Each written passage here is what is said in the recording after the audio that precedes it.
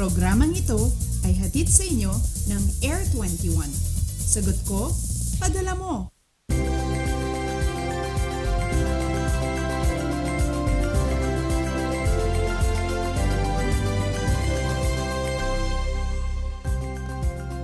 Magandang umaga, Pilipinas! Kamusta ang bakasyon ninyo? Naku, marami sa atin ang balik eskwela at balik trabaho na ngayong araw.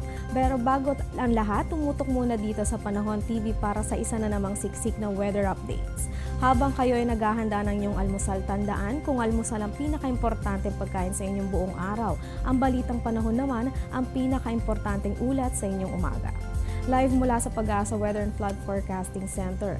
Ito ang Panahon TV na simula Lunes hanggang Linggo ay maghahatid sa inyo ng pinakabagong ulat sa lagay ng panahon. Mapapanood nyo rin kami via live streaming sa www.ptv.ph. Ako po ang makakasama ninyo ngayon Lunes ng umaga, Rachel Pelayo. Sa ginanap na Asia-Pacific Economic Cooperation o APEC sa bansa nitong nakaraang linggo na dinaluhan ng mga world leaders kung saan ilan sa mga napag-usapan at napagkasunduan ay patungkol sa paghahanda sa sakuna at climate change. Napagkasunduan ng Pilipinas at ng Chile na pag-aralang ang nakabubuti para sa malayang kalakalan ng dalawang bansa at gayon din ang pagkakaunawaan ng Chile at Pilipinas patungkol naman sa risk reduction management na pinirmahan ni Chilean President Michelle Bachelet at ni President Aquino. Patuloy naman pagtitibay ng Papua New Guinea at ng Pilipinas ang matatag na kooperasyon na sinimula ng dalawang bansa noong 1975 kung saan ay binuo ang ilang policy consultation, health at medical tourism, investment promotion at protection and building, policy building, at pati rin ang pagsugpo sa climate change.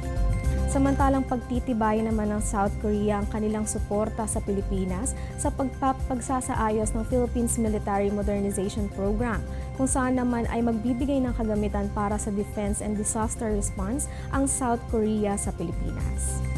Napagkasunduan din ng mga delegado ang pagsasagawa ng APEC Disaster Risk Reduction Framework o DRR.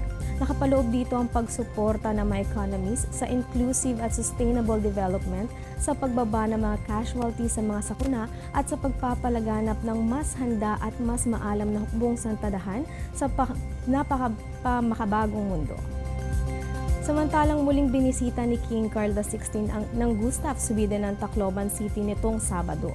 Kung ating natatandaan, noong nakaraang taon na 2014 ang unang pagdalaw ng hari sa Tacloban City.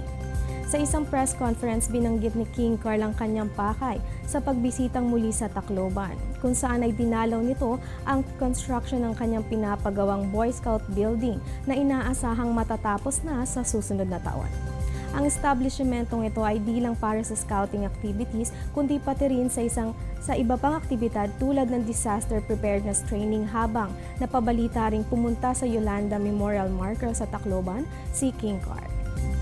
Update naman tayo kay Bagyong Infa na ngayon ay tinatawag ng Marilyn. Ang Bagyong Marilyn ay pumasok sa ating Philippine Area of Responsibility o PAR kahapon ng alas 4 ng hapon. As of 10 p.m. huling namatan sa layong 1,040 km east-northeast ng Virac itong Bagyong Marilyn. May lakas itong hanging papalo sa 175 km per hour malapit sa gitna at pagbugso ng mga abot sa 210 km per hour. Patuloy pa rin ang Bagyong Marilyn sa kanyang direksyon pa west-northwest sa bilis na 25 km per hour. Base sa datos na nakalap ng Pag-asa sa ngayon ay malabo o maliit ang tsansa na tumama ito sa lupa sa bansa at maaari itong mag-recurve pa northward.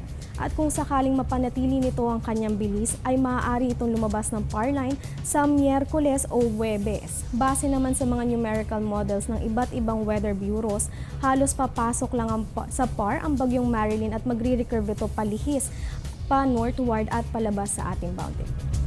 Samantalang kahapon itinaas ang gale warning sa northern seaboards ng Northern Luzon at gayon din sa eastern seaboards ng Luzon na nakaranas ng maalon hanggang sa napakaalon lagay ng karagatan. Ito ay dulot sa paghatak at pagpapaigting ng Bagyong Marilyn sa amihan, pero sa ngayon hindi pa ito nakakaapekto sa kalupaan sa bansa. Mamaya alamin natin kung maaari na bang pumalaot sa mga baybaying dagat ang ngayong Lunes. Astronomical news naman tayo para sa mga magpapaaraw ngayong Lunes. Magpapakita si Haring Araw mamayang 6 a.m. at ito naman ay lulubog sa ganap na 5:24 ng hapon. Habang sa ating moonrise, ito ay 3:15 p.m. at ang moonset natin ay 2:59 ng umaga. Alam niyo ba na mamayang gabi tayo ay makakaranas ng waxing gibbous moon? Ito ay isang phase ng buwan kung saan makikita makalipas ng 1 hanggang 2 linggo pagkatapos ng new moon. Mas nakikita ang waxing gibbous moon sa silangan kapag hapon at sunset dahil malaking bahagi ng moon's day side ay nakaharap sa atin. Samantalang sa ating tidal prediction naman ngayong araw, courtesy of Namria along Manila Bay, ang high tide natin ay 0.84 meters, 8:15 ng gabi, at ang low tide naman natin ay 0.19 meters, 1:27 ng hapon. Huwag kayong bibitiw dahil mamaya pag-uusapan naman natin ang mainit-init na usapin patungkol sa climate change. Iyan ay sa aming pagbabalik.